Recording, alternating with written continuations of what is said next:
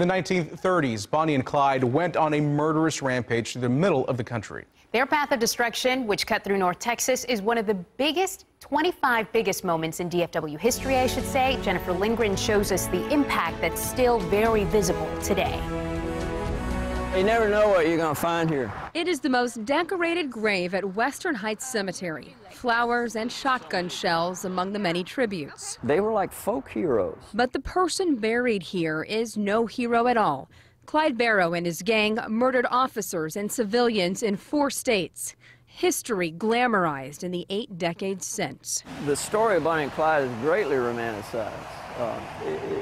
Why is that? It's the nature of pop culture. John Neal Phillips is an expert on the subject. He's written books about Bonnie and Clyde. The fact that it's a young man and a young woman who vow to go down together, that's got a romantic appeal that seems to cut all the way across the globe, really. Their story begins in West Dallas, 1930. This is the Barrow filling station. It was called the Star Service Station. It was built in 1930 by Clyde's father, Henry Barrow. Bonnie Parker and Clyde Barrow met and quickly became inseparable. Clyde had a really hot temper. The band of outlaws stole cars, robbed banks, and gunned down at least 9 law enforcement officers, including troopers H.D. Murphy and Edward Wheeler along this road in present-day Southlake, and Tarrant County Sheriff's Deputy Malcolm Davis on the steps of this West Dallas front porch.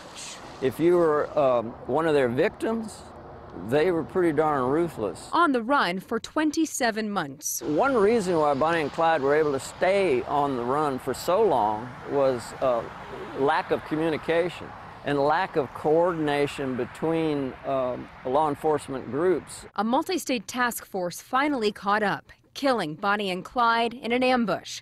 Thousands of people showed up at their funerals.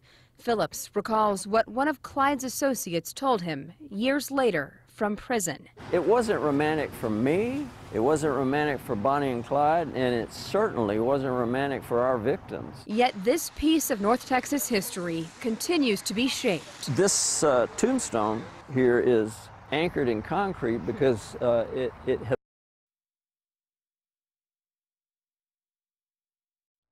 And that is our Jennifer Lindgren reporting on that. You know, it is amazing to see, the other side of history, right? I mean, what we're learning here is that, again, this was nothing to be romanticizing about. And how the legend has really superseded their crimes. We will, by the way, have this full story for you on our website, cbsdfw.com.